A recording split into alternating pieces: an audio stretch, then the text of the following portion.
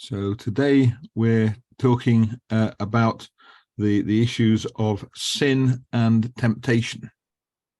خب امروز درباره موضوعات مربوط به گناه و وسوسه صحبت می‌کنیم. We're talking about what sin is and how we are tempted to commit sin.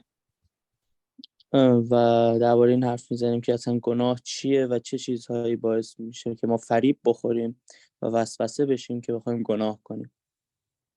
So let's start off by thinking about what we mean by this word sin.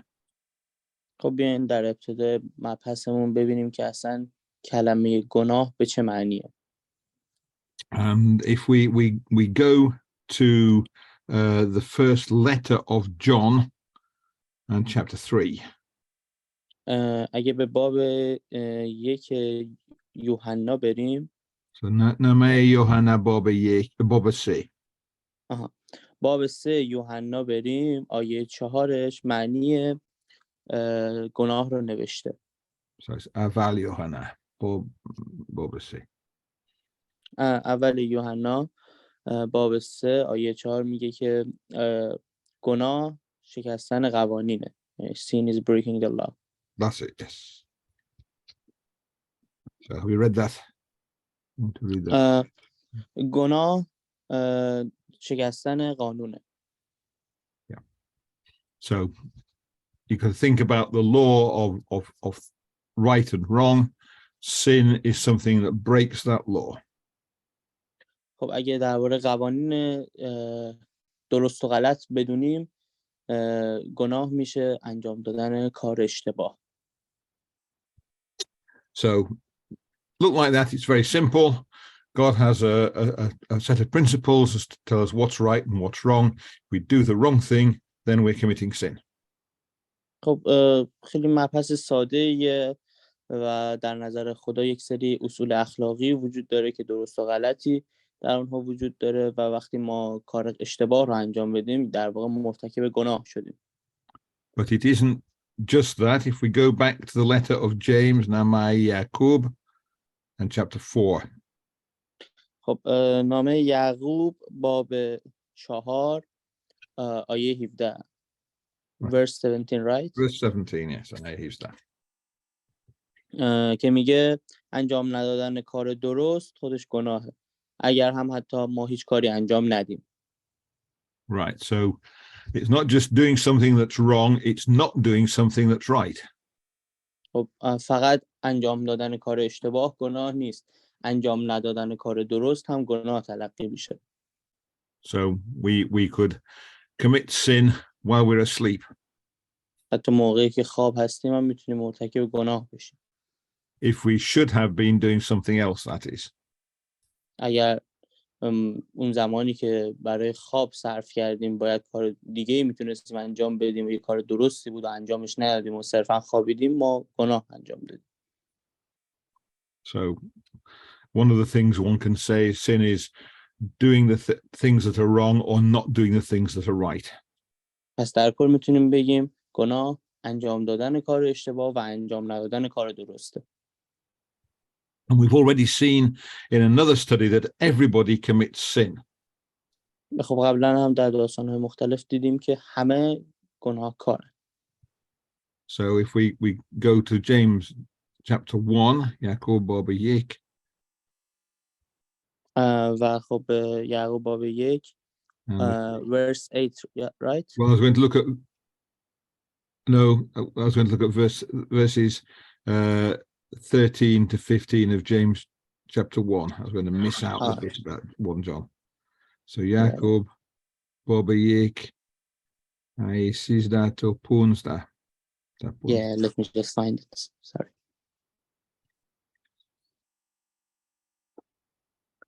Sizda تا 15. خب در این باب داره پروسه گناه کردن رو به ما میگه که اول میل خودمون به گناه، بعد گناه و مرگ.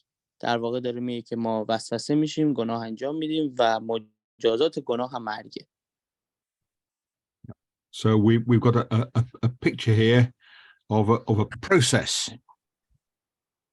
خب ما اینجا این پروسه رو در عکسی که دکتر جان شیر میکنن میبینیم.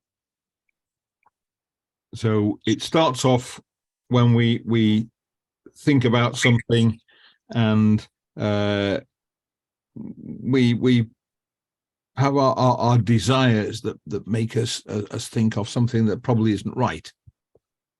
خب اول از همه میبینیم که افکار ما میتونن شروع کننده و اون عامل حرکت به سمت گناه باشن. ما در افکار خودمون به گناه که فکر کنیم بعد از اون متمایل میشیم به گناه کردن. So then our desires lead on to committing sin. و بعد از اون هم فریب میخوریم و میل به گناهمون بیشتر میشه و در نهایت گناهکار میشیم و گناه میکنیم. Then it says sin brings death. و در آخر هم گناه مرگ به همراه خودش میاره. So we get this process. We have thoughts in our minds. We see something, we want it, so that makes us go and get whatever it was, even if it's a bad thing, or if we haven't, might even steal something to get it. و خب میبینیم در نهایت افکار ما باعث گناه ما میشن. ما میتونیم به یک چیز فکر کنیم بعد اون رو انجام بدیم با اینکه میدونیم بده و در نهایت هم باعث مرگ ما بشه همون یک گناه. And then it talks about that when sin has grown, then in the end it brings our death. خب می‌بینیم گناه که در ما رشد کنه در آخر به همراه خودش مرگ میاره. The point is that because human beings commit sin, the world is a place where death happens. و میتونیم نتیجه گیری کنیم که چون انسان ها گناه میکنن پس زمین هم جایی برای مرگه. And this process of our thoughts leading us towards sin is temptation. و خب این مرحله فکر کردن به گناه و انجام دادن گناه در وسطش یه چیزی به نام وسوسه وجود داره که ما رو سوق میده به سمت گناه. And the point that this passage says is that God doesn't tempt us, we tempt ourselves. و خب این پیامی که اینجا واسه ما داره این بخش از پروسه گناه و در نهایت مرگ اینه که خداوند ما رو گول نمیزنه. این ماییم که خودمون رو فریب میدیم. And of course we all do tempt ourselves. و خب واقعا هم ما خودمون رو فریب میدیم برای انجام دادن گناه. So I'm going to go back to 1 John and look at the first letter of John, chapter 1 and verse 8. نامه اول یوحنا باب 1 which verse? A hashed. Verse 8. A hashed. و میگه که اگر ما بگوییم که گناهی نکرده ایم در واقع خودمان را داریم فریب میدهیم. Yeah. So we are what he's saying is that no one can claim not to commit sin. We all commit sin. و داره میگه که هیچ کس در دنیا وجود نداره که بتونه بگه من گناهی نکردم. همه ما یک بار حداقل گناه کردیم. And even after we're baptized, we will carry on committing sin. Might try not to, but sooner or later we'll fail and we will commit sin again. حتی بعد از زمانی که ما غسل تعمید میگیریم امکان یعنی 100% ما بعد از اون دچار اشتباه میشیم. And we've just seen that then goes on to bring about death in the end. و خب میبینیم که در نهایت هم اون گناه باعث مرگ ما میشه. And of course we've already seen that sin can be forgiven by God, so we can get to eternal life in the end. و خب همونجور که میدونیم و قبلا هم دیدیم گناه میتونه توسط خداوند بخشیده بشه و ما میتونیم به زندگی ابدی پس از مرگ برسیم. So let's look at another passage which is in the Gospel of Mark. و در انجیل مرقس یک پیامی برای ما داره که الان از روش باید بخونیم. So Gospel of Mark chapter 7 and verses 20 to 23. توی مرقس باب 7 آیه 20 تا 23 بهمون میگه که گناهان از درون، از بیرون و از نفس خود آدمیزاد میاد، از نفس خود قلب خود آدمیزاد میاد. Right, so we read that passage. Yeah. Right, thanks. So it's telling us that all gives a long list of sins. These things come from within us, from out of our minds. و خب میگه که تمام این وسوسه هایی که برای گناه داریم و میخوایم گناه کنیم و گناهکار تلقی بشیم از درون ذهن خودمون میاد، از درون خود انسان میاد. So it's talking about them coming from our heart. In the Bible, the heart talks about our innermost thoughts. و در کنار عقل و ذهن ما کتاب مقدس به قلب انسان اشاره کرده و میگه که این افکار از سمت مغز و از سمت قلب میاد. یعنی این گناهی که ما داریم انجام میدیم از قلبا این کار رو انجام میدیم. I think I heard the word nafs when you were reading the passage. It's a good word that sadly English doesn't have. خب از کلمه نفس استفاده کردم و خب معادل انگلیسی نداره این کلمه. But the point is that it is our inner thoughts that lead us towards sin. خب بخوان به انگلیسی معنیش کنن چون کلمه معادلی ندارم میگن که افکار ماست که ما رو سوق میده به سمت گناه کردن. And we can't blame anybody else outside ourselves. کسی جز خودمون و افکار درون خودمون رو نمیتونیم سرزنش کنیم به خاطر اون. So back to the first letter of John, this time chapter 2. خب یوحنا نامه اول یوحنا باب 2 آیه 16. That's correct. میگه که امیال انسان ها امیالی که از گوشت انسان میآیند و امیالی که از چشم های انسان میآیند و غروری که نسبت به زندگی دارند باعث گناه می شود. Thank you. So it's talking about the three things that make up temptation there. خب داره درباره سه از چیزهایی که وسوسه کننده است برای انسان ها صحبت میکنه. So it talks about the desires of the flesh. درباره امیالی که از سمت گوشت و خون انسان به او داده میشه. So those would be hunger, thirst, sex. Those would be the desires that lead us to do wrong things. و خب گشنگی و تشنگی و میل به رابطه جنسی داشتن از امیالیه که ما رو وسوسه میکنه برای گناه. And then there's the desire of the eyes. We see things that look attractive and we try to get them even though it might be wrong to do that. خب امیالی که با توسط چشم دیده میشن و ما رو به سمت گناه میبرن میتونه چیزهایی باشه که واقعا جذاب به نظر میرسن ولی اما نگاه کردن به اونها باعث گناه میشه و یا انجام دادن اون کاری که با دیدنش ما رو وسوسه میکنه هم باعث گناهکار شدن ما شد. And the other thing is it says the pride of life, things that might make us look better than we are. و خب غرور در زندگی هم یکی از چیزهایی که انسان رو به گناه وامی داره. خب باعث میشه که آدم فکر کنه بالا مقام‌تر و بهتر از اون چیزی که واقعا هست خودشو داره جلوه میده. And it says these are the things in the world that lead us on to do things that are not right.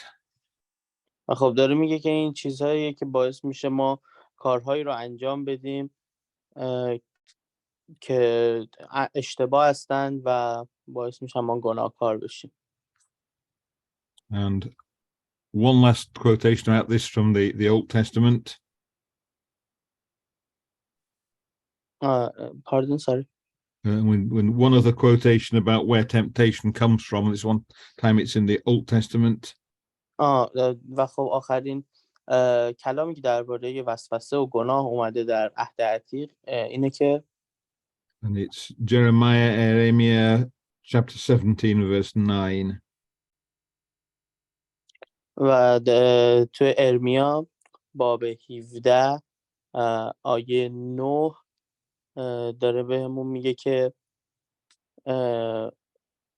قلب فریبنده تر از هر چیزی در انسانه.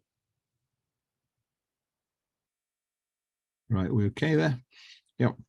So it's telling us that our inner thoughts, that's what it talks about when it's talking about the heart. Our inner thoughts are ill almost. They're going to deceive us, and they're more deceitful than anything else, it says. داره میگه که خب اینجا درباره قلب داره صحبت میکنه. قلب هم یک جورایی میتونه اشاره به افکار ما داشته باشه و خب داره میگه که قلب ما رو فریب میده تا ما بریم و گناه کنیم و خب فریبنده ترین چیز در زندگی ما همون افکار ما یا قلب ماست. So what we've seen is that our own thoughts are going to deceive us. They're going to lead us towards doing things that are wrong. خب میتونیم نتیجه بگیریم که قلب ما میتونه ما رو فریب بده و ما رو وسوسه کنه که ما گناه انجام بدیم و کار اشتباه رو انتخاب کنیم. And we don't need anything outside us to deceive us. We can deceive ourselves very well. اما خب به چیز خارجی نیاز نداریم، خارج از بدن ما نیاز نداریم تا ما رو فریب بده. قلب ما به اندازه کافی فریبنده هست که نیازی به عوامل خارجی نباشه برای فریب خوردن. And so we don't need the idea that there's I know a good thing on one shoulder and a bad thing on the other shoulder, sort of arguing it out, saying do this. We don't need that. That's a picture you sometimes get in films and so on. The reality is that it's all inside our own heads. ما خب ما خودمونیم که مسئول کارهایی هستیم که انجام میدیم و مثل انیمیشن و کارتون ها نیست که یه فرشته سمت راست ما باشه یه فرشته سمت چپ ما باشه و اون یکی بگی کار خوب انجام بده اون یکی بگی کار بد انجام بده. نه، اینا فقط واسه فیلم هاست. ما در واقع خودمونیم که خودمون رو فریب میدیم که گناه بکنیم و یا کار خوب رو انجام بدیم. تصمیم گیرنده در نهایت خود ما هستیم. So the question then comes, so what's the Bible talking about when it talks about the devil? حالا مبحث بعد اینه که کتاب مقدس وقتی میگه شیطان درباره چی صحبت میکنه. So yeah, and there's the word ابلیس and shaitan. They're actually referring to two different things, but we're so used to using them to mean the same thing, we actually substitute one word for another sometimes. خب ابلیس و شیطان دو تا معنی مختلف در زبان انگلیسی دارن ولی خب در فارسی تقریبا جفتشون برای یک کلمه استفاده میشه. So the devil is ابلیس. That's right. Yeah. Iblis is the devil and Shaitan is Satan.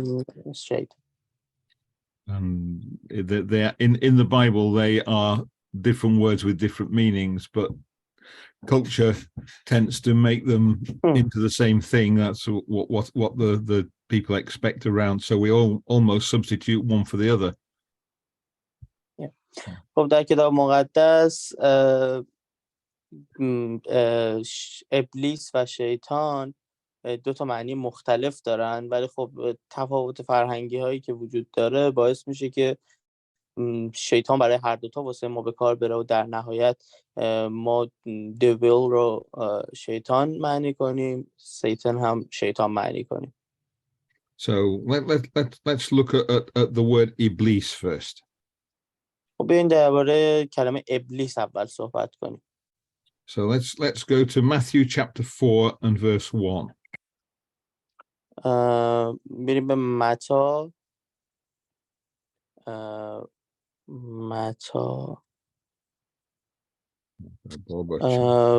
which chapter? Chapter 4. Chapter 4, verse 1. Verse 1, yeah. Why can't I find it?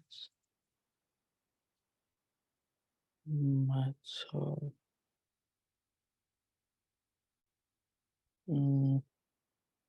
It's the first gospel in the New Testament. Yeah, I'm trying to find it in my online Bible. Ah, it's online, right? Yes. Yeah. Yeah. Can make it more difficult. Yeah, it's a little difficult. Sorry about it. No, it's all. متی باب 4 آیه 1. آنگاه روح عیسی را به بیابان هدایت کرد تا ابلیس وسوسه‌اش کند. So that described Jesus being tempted by the devil. خب اینجا می‌بینیم که حتی عیسی مسیح هم وسوسه شد برای انجام دادن گناه. And you could define the devil as the thing that tempts us. خب اینجا میتونیم معنی کنیم ابلیس رو به کسی یا چیزی که ما رو سوق میده به سمت گناه. And in this verse we've read that Jesus is sent by God into the wilderness to be tempted. و خب میبینیم که اینجا توسط انگار احساس میکنیم که ابلیس از طرف خدا فرستاده شده. So God is going to make sure that Jesus can stand up against temptation. He's sending him into the desert where he is going to suffer from various temptations. خب این یک نوع آزمایشی میتونه باشه که خداوند ببینه ما در مقابل چیزهایی که ما رو وسوسه میکنن چطور از خودمون عکس نشون میدیم. And the first one, for example, is that after he's been a long time in the desert, he gets hungry. و یکی از آزمایش‌های عیسی این بود که مدت طولانی در بیابان باشه و خداوند ببینه در زمان گرسنگی وسوسه میشه که گناه کنه یا نه. And he's tempted to do a miracle and make the stones in the desert into bread so that he can eat them. خب این وسوسه باعث شد که بتونه یک معجزه‌ای رو انجام بده و در بیابان سنگ رو به نان تبدیل کنه و خودش رو سیر کنه. And it's an interesting example. Jesus, of course, after he's been for many days in the desert, will be hungry. خب این یک چیز فوق‌العاده و عجیبیه که بعد از چند روز که عیسی مسیح در بیابان بود گرسنه شد و اما گناه نکرد. So you've got a temptation that comes from inside. خب یک وسوسه همیشه هست که از درون شما میاد. So the devil is what tempts us, and we've already seen that we're tempted by our own human nature. و خب ما همیشه نسبتش دادیم به ابلیس که ما رو وسوسه میکنه، ولی این امیال درونی ماست که باعث میشه ما وسوسه بشیم تا گناه کنیم. So if you want to look in Romans chapter 7, there's a quite a long passage about this. و خب حالا به رومیان میریم، باب 7 آیه 17 تا 23 که میگه پس چه گوییم؟ آیا شریعت گناه است؟ به هیچ روی. به راستی اگر شریعت نبود هرگز در نمیافتم گناه چیست. زیرا اگر شریعت نگفته بود طمع مورز نمیتوانستم دریابم طمع ورزیدن چیست. اما گناه با سوء استفاده از این حکم شریعت فرصت یافت تا هر نوع طمع را در من پدید آورد. زیرا جدا از شریعت گناه. Are you in Romans 7 there? Romans 7. Yeah, chapter 7, verses 17 to 23, right? Right, yes. It seems to have a lot of words about the law, but anyway, never mind, go on.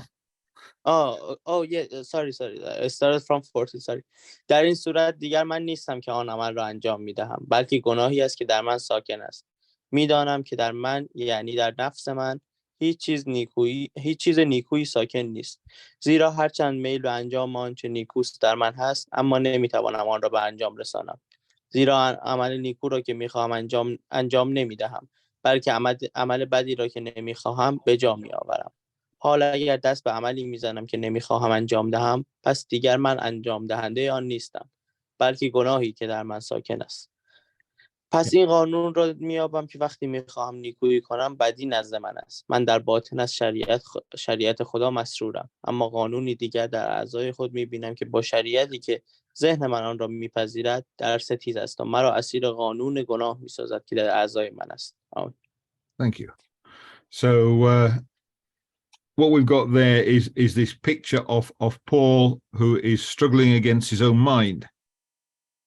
خب این تیکه از کتاب مقدس که بخش رومیانش بود خوندیم و می‌بینیم که این پولس بود که با افکار خود در حال صحبت بود، یعنی با خدای خود در افکار خود در حال صحبت بود. So he knows what is right and he wants to do the right thing. خب اون میدونست که چی درسته و چی غلطه و فقط می‌خواست که کار درست رو انجام بده. But inside him he has a tendency to commit sin, and that keeps driving him on to do the wrong thing. خب میدونست یک چیزی داره اونو وسوسه میکنه که به جای انجام دادن کار درست، کار اشتباه رو انجام بده و مرتکب گناه شه. So he's tempted by his own the nafs inside him, his own human nature. و خب این نفس درون خودش بود که داشت اون رو سوق میداد به سمت گناه کردن.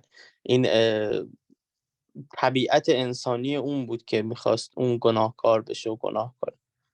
So when the Bible talks about ابلیس, the thing that tempts us, it's also talking about, we know the thing that tempts us is inside our minds. کتاب مقدس در کنار اینکه گفته ابلیس ممکنه شما رو سوق بده به سمت گناه که همون نفس خودمون میشه، میگه افکار ما هم میتونن باعث بشن ما گناه کنیم. So in the Bible, this word ابلیس is really referring to the part of our minds that makes us go towards sin. خب حالا میتونیم اینجوری بگیم که ابلیسی که در کتاب مقدس اومده به این معناست که افکار ما، افکاری که باعث گناهکار شدن ما میشن، افکاری که باعث میشن ما مرتکب گناه بشیم، بهشون میگن ابلیس. So some people think of there being a sort of thing like an angel, but wicked, which tempts people to sin. خب بعضی از مردم، یعنی خیلی از مردم در واقع اینجوری فکر میکنن که یک فرشته رانده شده است که به سمت مردم میره تا آنها رو مجبور به گناه کنه. But in fact, such a creature can't exist. و خب بخوایم در کل نگاه کنیم همچین موجودی اصلا وجود نداره و به وجود نیامده. Because sin brings death. به خاطر اینکه گناه مرگ میاره. If you look in Romans chapter 6 and verse 23. خب رومیان باب 6 آیه 23 داره و میگه زیرا مزد گناه مرگ است، اما عطای خدا حیات جاودان در خداوند ما مسیح عیسی است. So the rule is that things that sin will die. خب داره میگه که یک قانونی وجود داره، اگر گناه کنیم میمیریم و به زندگی ابدی دست پیدا نخواهیم کرد. So if there was a being that was outside us and tempted us to sin, that would also be a sinner, and that would then have to die just like human beings die. خب اون وسوسه‌ای که اگر هم خارج از عوامل درونی ما مانند افکار ما هست وجود داشته باشه، اون شخص یا اون چیز هم با گناهکاره و اون هم با ما خواهد مرد. So the word ابلیس is talking about something that is inside us. It's part of our own minds. پس اینجا کلمه ابلیس به این معنیه که امیال ما و افکار ما که باعث گناهکار شدن ما میشن ما رو وسوسه میکنن. Okay, let's think about the word shaitan. حالا بیاین درباره کلمه شیطان با هم صحبت کنیم. And that in the Old Testament that was written in Hebrew. The word Satan, very similar word, it's the one that comes out of shaitan, simply means an enemy or an adversary. خب در زبان عبری در عهد عتیق شیطان به این معنی شده که حریف یا دشمن. Yeah. So it could be something like Ragib. It isn't always exactly an enemy, but it's someone who's against us. خب دقیقاً به این معنی نیست که دشمن ما باشه، ولی در کل به این معنیه که در زبان عبری که کسی که در روبروی ما قرار داره، در مقابل ما قرار داره. And it can be quite confusing because sometimes when we read our Old Testament, the word is translated to be an opponent or an enemy or an adversary. خب میتونه یکم گیج کننده باشه وقتی ما عهد عتیق رو میخونیم، چون بعضی وقت شیطان به این معنی شده و ترجمه شده که دشمن شدن یا دشمنی کردن یا حریف بودن، ولی در کل در زبان عبری اگر بخوایم ترجمهش کنیم به این معنی میشه که حریف، چیزی که در مقابل ما قرار داره. So there's an example of this, and it is in your notes. It's Adad, Numbers chapter 22 and verse 22.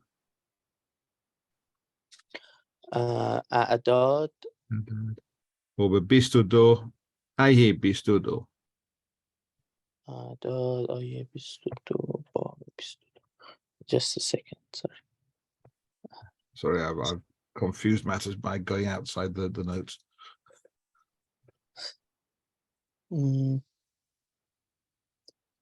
اعداد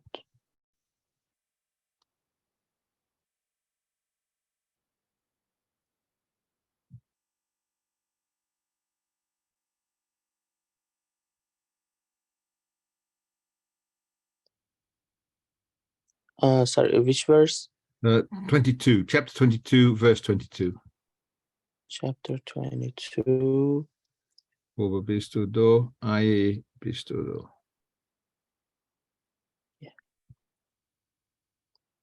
خب اینجا در اعداد باب 22 آیه 22 داره با ما میگه که اما خشم خدا به سبب رفتن بلعام برافروخته شد و فرشته خداوند بر سر راه برای مقابله با وی موضع گرفت. بلعام بر الاغ خویش سوار بود و 2 نوکر او نیز همراهش بودند. Right, so the angel stands in the way as his, and in Hebrew the word is Satan, shaitan. خب اینجا می‌بینیم که کلمه شیطان یعنی کسی که در مقابل او قرار گرفته، در مقابل او موضع گرفته است. But the translation we've got translated that into another word in Farsi, because the angel is simply stopping Balaam from doing what he wants. و خب حالا می‌بینیم اینجا به معنی فرشته معنی شده، ولی خب در نهایت اینه که در مقابل بلعام قرار گرفتند و مقابل او موضع گرفتن تا اون کاری که میخواد رو انجام نده. And basically Balaam wants to do something which God doesn't want him to do. And when God's given permission to go, nonetheless God is stopping him and saying, look, this is the wrong thing. You're going to do what I tell you to do, not what you want to do. خب می‌بینیم که اینجا بلعام قطعا می‌خواست کار اشتباهی رو انجام بده، کاری که از قوانین خداوند خارج بود و اشتباه بود، و خب می‌بینیم اینجا فرشتگان اومدن تا جلوی اون رو بگیرن. And the angel is stopping him, so it's against him. And this word, Satan, shaitan, is used to describe the angel because it's stopping Balaam from doing what Balaam wants to do. Although God has made the angel do that, it's nonetheless described as shaitan. خب اینجا می‌بینیم که فرشتگانی برای جلوگیری از کار اشتباه بلعام اومدن و در کتاب مقدس، یعنی در عهد عتیق، به این معنی شده که شیطان اونها و با اینکه در طرف خداوند فرستاده شدن. بخاطر اینه که میخوان بگن که شیطان اون چیزی که در زبان فارسی هست معنی نمیشه اینجا، یعنی کسی که در مقابل تو وایسه و در مقابل کاری که میخوای تو بکنی ازت بخواد که اون کار رو نکنی و برعکس اون رو انجام بدی. Let's look at another example. خب یه مثال دیگه نگاه کنیم. This one is a bit more obvious, a bit clearer. خب این یکم واضح تره فهمیدنش. So let's go to First Chronicles of Tafarik, chapter 21 and verse 1. به اول تواریخ میریم. First of Chronicles. Yeah, First Chronicles, chapter 21, verse 1. به اول تواریخ میریم، باب 21 آیه verse 1, right? Verse 1, yes, thanks. خب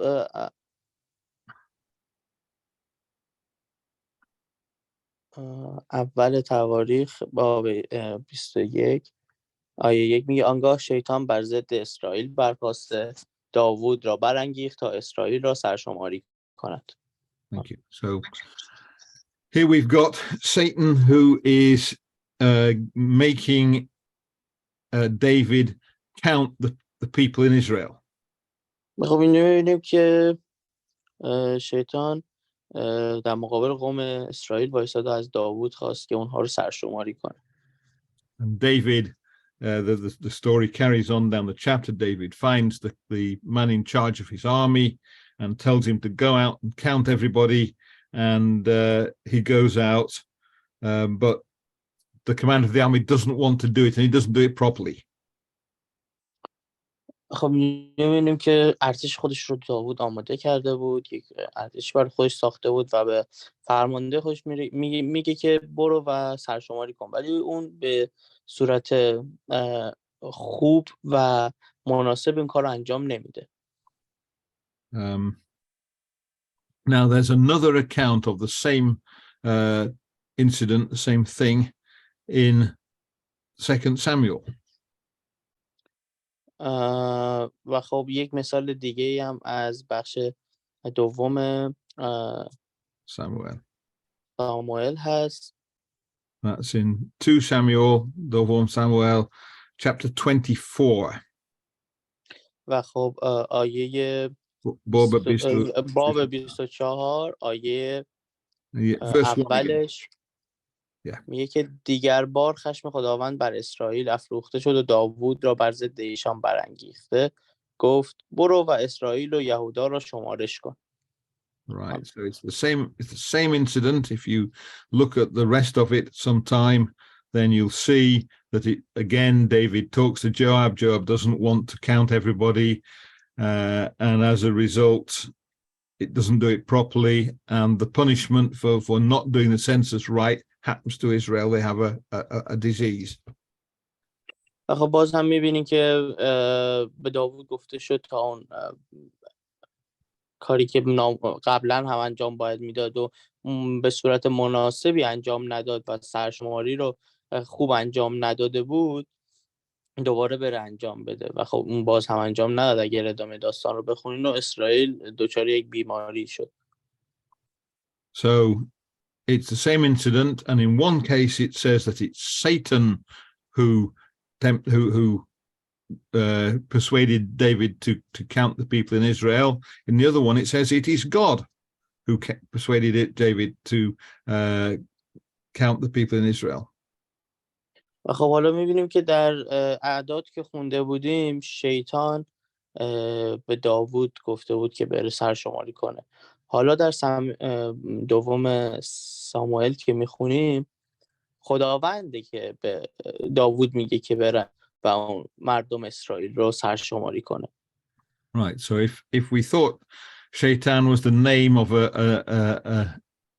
a being who was opposed to God, that just wouldn't work. و خب حالا می‌بینیم که شیطان فقط به این معنی نیست که کسی که در مقابل خداوند قرار گرفته است. But in fact, the word shaitan simply means an enemy or someone who is opposed to you. و حالا می‌بینیم که به این معنی میشه که کسی که دشمنه و در مقابل تو قرار داره. And in this case, God is being an opponent to Israel. و خب حالا می‌بینیم که خداوند اینجا در نقش دشمن اسرائیل ظاهر شده. And what he's done is he's given them the opportunity. They can either do the right thing, or if it's giving them a test. If they do the wrong thing, then they're going to be punished for it, and they are with the disease. و خب می‌بینیم خداوند به اونها فرصت اینو داده بود که کار درست رو انجام بدن، ولی اونها انتخاب کردن که گناه کنن، کار اشتباه رو انجام بدن، از دستور خداوند سرپیچی کنن و مجازاتشون هم این بود که دچار یک بیماری سخت بشه. So in the Old Testament, the word shaitan simply means dushman or ragib. That's all. It's not a being which is opposed to God. و خب حالا می‌بینیم که در کتاب مقدس شیطان فقط یک کلمه است که به این معنی شده که دشمن یا رقیب، یعنی یک موجودی نیست که در مقابل خداوند قرار گرفته باشه. Now in Greek, the thing which is the New Testament language, things are a little bit different. و خب در زبان یونانی یه مقداری معنیش فرق میکنه فقط. So what happened there in Greek is there isn't a single word that means an opponent. There are lots and lots of different kinds of opponents, and it's very technical. خود در زبان یونانی فقط یک کلمه نیست که معنی دشمن رو بده. هزاران که نه، ولی خیلی کلمه‌های بیشتری واسه به کار بردن وجود داره که معنی دشمن و رقیب رو بدن. So, for example, you get antidikos, which means your enemy in law. و خب اینجا آنتیتیکاس یک کلمه یونانیه که معنیش میشه یک دشمنی که در قوانین و در اطراف تو وجود داره. And you get antikemai, which means you're the enemy who is nearby. آنتیکمای هم یک کلمه‌ایه که معنیه که یه دشمنیه که در نزدیکی تو وجود داره. And so if you want a general word, you can't use a Greek word because they're all very precise. خب اگه میخواین یک کلمه‌ای رو به کار ببرین که دقیقاً منظورتون رو برسونه، باید کلمه یونانی به کار ببرین. And the New Testament writers wanted a more general word that just meant an opponent. خب در عهد جدید یک کلمه‌ای رو به کار بردن که به معنی دشمن به کار میره. So they picked the word from the Old Testament and they used the word shaitan instead. خب دیدن که اگر بخوان از کلمات یونانی استفاده کنن، معنی کلماتی که معنی دشمن میدن بسیار زیاد میشن و اومدن یک کلمه کلی رو از عهد عتیق انتخاب کردن به معنی دشمن که میشه شیطان و اونو در عهد جدید هم به کار بردن. Yeah, and there's an example for in Matthew, the Gospel of Matthew, chapter 16 and verse 23. و خب در انجیل متی میتونیم ببینیم که در باب 16 آیه 23 که به اون اشاره شده. Could you read from verse 21 to 23, please? از آن پس عیسی با آگاه ساختن شاگردان خود از این حقیقت آغاز کرد که لازم است به اورشلیم برود و در آنجا از مشایخ و سران کاهنان و علمای دین آزار بسیار ببیند و کشته شود و در روز سوم برخیزد. اما پتروس او را به کناری برد و سرزنش کنان گفت: دور از تو سرورم، مبادا که چنین چیزی هرگز بر تو واقع شود. عیسی روی برگردانیده به او گفت: دور شو از من ای شیطان، تو مانع راه منی، زیرا افکار تو انسانی است نه الهی. آمین. Right, so there Peter has started to oppose Jesus. He said, you don't need to go to Jerusalem and die on the cross. خب اینجا می‌بینیم که پتروس اومده که جلوی عیسی مسیح رو بگیره تا اون به بالای صلیب نره. And Jesus says, you're opposing me, you're stopping me. عیسی بهش میگه که تو داری جلوی منو میگیری، تو داری منو متوقف میکنی. And he uses this word that means an opponent or an enemy, شیطان. خب اون برای پتروس این لقب شیطان رو به کار میبره که یعنی تو شیطانی که داری جلوی منو میگیری، دشمن منی که داری جلوی منو میگیری. But you can see that he's talking about Peter. He says he said to Peter, get behind me, Shaitan. خب میبینیم که اینجا عیسی داره به پتروس میگه که دور شو از من ای شیطان، و پتروس رو به شیطانی تشبیه میکنه. یعنی شیطان به معنی تحت لفظی فارسی نیست اینجا، یعنی تو دشمن منی، تو داری جلوی منو از انجام این کار میگیری. Yeah. So he's not talking to some other being, he's talking to Peter. خب می‌بینید درباره یک موجودی که برای خودش یک شخصیت داشته باشه و شیطان باشه حرف نمیزنیم، درباره داره با پتروس صحبت میکنه.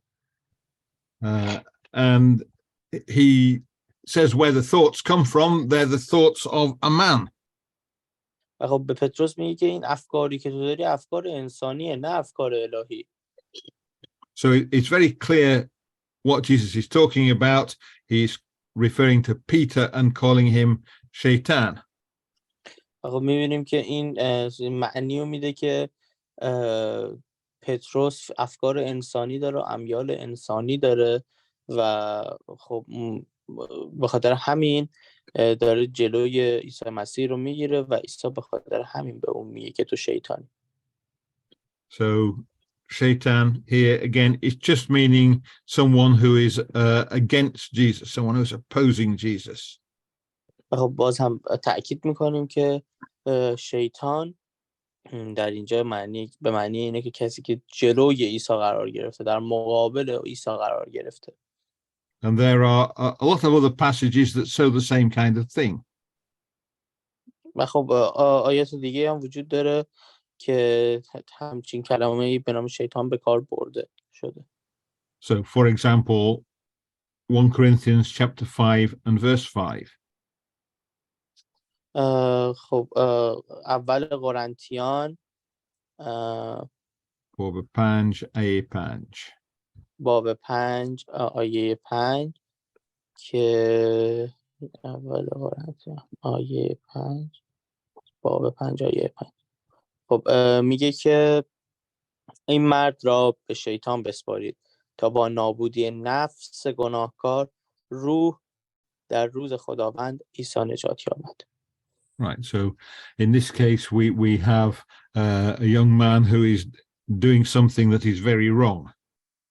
خب اینجا می‌بینید که به این معنی شده که کسی که بسیار کار اشتباهی رو داره انجام میده.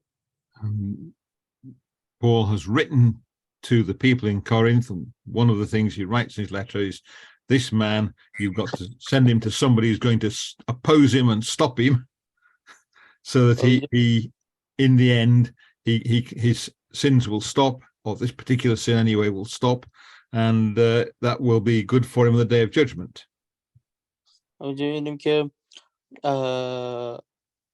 اینجا شیطان رو به چیزی تشبیه کرده که جلوی گناه رو میگیره، در مقابل گناه وای میسته و باعث میشه که اون رو از مرگ نجات پیدا کنه حتی. So when he's not talking about a creature opposed to God, he's talking about someone who will stop the wicked person doing the wrong thing. خب اینجا می‌بینیم که شیطان به معنی کسی که رانده شده از طرف خداوند نیست و یک موجودی که حضور فیزیکی یا غیر فیزیکی یا الهی داشته باشه هم حتی نیست. اینجا می‌بینیم که حتی داره جلوی کار اشتباه اون شخص رو میگیره تا اون شخص مرتکب گناه نشه. And it's a sort of picture that you get throughout the New Testament. There's another example in 2 Corinthians chapter 12. در باب 12 دوم قرنتیان هم یک مثال دیگه می‌بینیم. Which verse, sorry? Chapter 12 and verse 7. خب در باب 12 دوم قرنتیان آیه 7 می‌بینیم که میگه اما برای اینکه عظمت بی‌اندازه این مکاشفات مغرورم نسازد، خاری در جسمم به من داده شد، یعنی عامل شیطان، تا آزارم دهد و مرا از غرور باز دارد. Right, so in this case, Paul has seen great visions of God, and he is in danger of thinking what a marvelous person he is. حالا می‌بینیم اینجا که پولس داره در افکار خودش غرق میشه، داره به افکار خودش فکر میکنه که مغرور نشه و یک چیزی لازم داره در ذهن خودش که جلوی اون افکار رو ازش بگیره تا مغرور نشه و گناه نکنه. And he, to stop him from thinking that he is a great powerful man, some disease is given to him, it's not clear what, which stops him from becoming very proud of himself.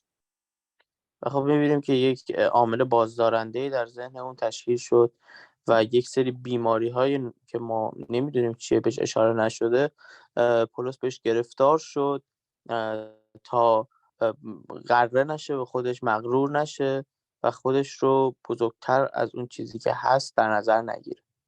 So this thing is there so that Paul will become a better person. و خب این چیزهایی بود که باعث شد پولس آدم بهتری بشه.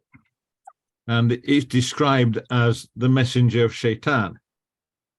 و خب اینجاست که کلمه شیطان به درستی معنی میشه، یعنی بازدارنده ما از انجام دادن هر کاری. And I'm not going to give any more examples today, but there are other examples in the New Testament where you can see that Shaitan is an opponent, where it's something that can oppose us sometimes for our good and sometimes for our harm. خب مثال های دیگه هم وجود داره که خودتون میتونین برید تو عهد جدید ببینین که شیطان به معنی حریف و معنی دشمنه و در کل به معنی بازدارنده ما از انجام دادن کارهاست، حالا چه اون کاری که میخوایم انجام بدیم خوب باشه و چه اون کاری که میخوایم انجام بدیم بد باشه. Well, the word just means دشمن, enemy. و در کل معنی لغوی شیطان دشمن، رقیب، دشمن.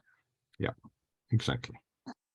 So what that tells us is a useful lesson. خب مبحث امروز ما خیلی مبحث مفیدی بوده. Just go back to Jeremiah chapter 17 and verse 9 again. به ارمیا میریم. ارمیا باب 17 آیه 9 که بهمون داره میگه دل از همه چیز فریبنده تر است و بسیار بیمار، کیست که آن را بشناسد. So the thing is that if we don't think about it very carefully, our own minds can deceive us.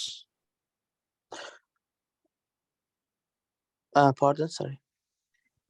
The point is that our own thoughts can lead us to do the wrong thing sometimes. خب اینجا نکتهش اینه که افکار ما باعث میشن که ما گاهی اوقات کارهای اشتباهی رو انجام بدیم.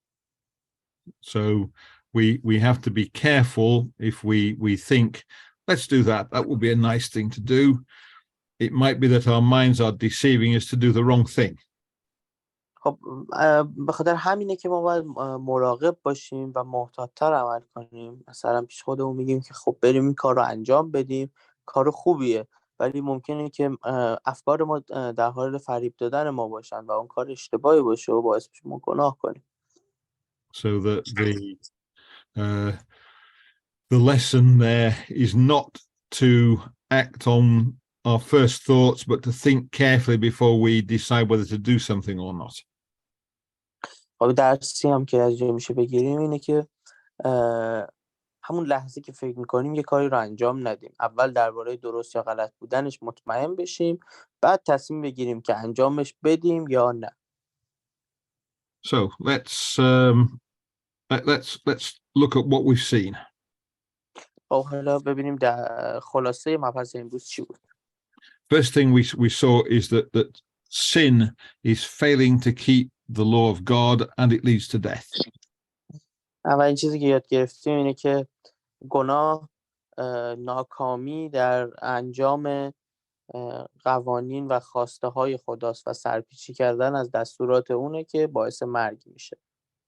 The second thing is that the temptation to commit sin comes out of our own minds. It doesn't come from any creature outside us.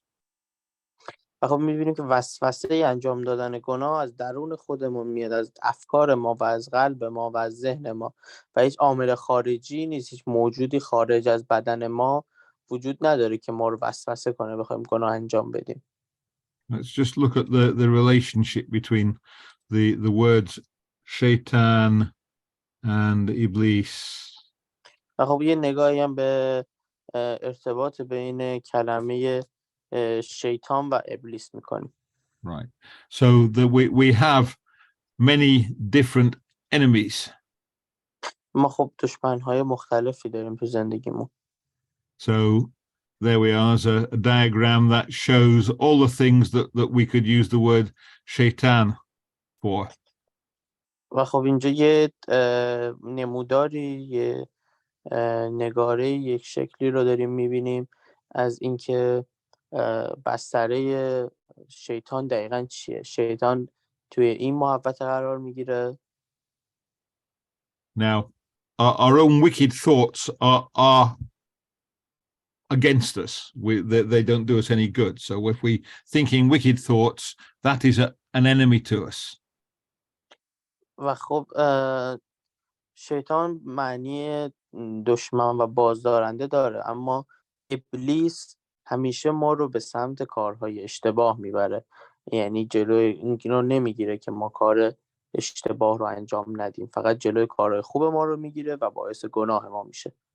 So sometimes ابلیس can be referred to as shaitan.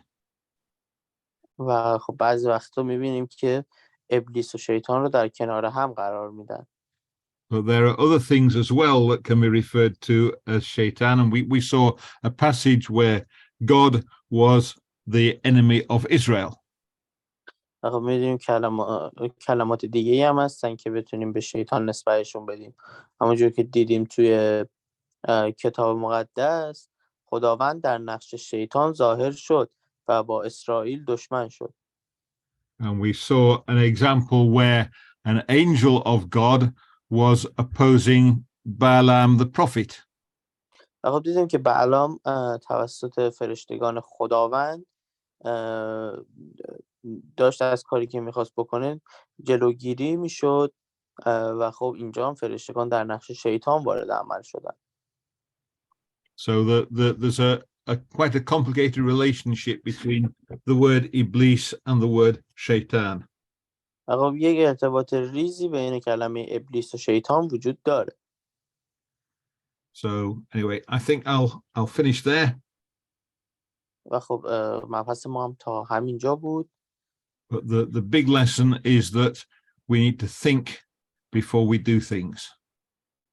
و خب درس بزرگی که امروز گرفتیم در کل اینه که ما باید قبل از انجام هر کاری به اون فکر کنیم. Because what seems to us to be right to start off with might not be right when we thought about it a bit more carefully. و خب چیزایی که ما فکر میکنیم انجام دادنشون درسته ممکنه درست نباشن، پس ما باید محتاطانه عمل کنیم و قبل از انجامش درست فکر کنیم. So thank you everyone for listening. ممنون از همگی واسه اینکه به درس امروز گوش دادید.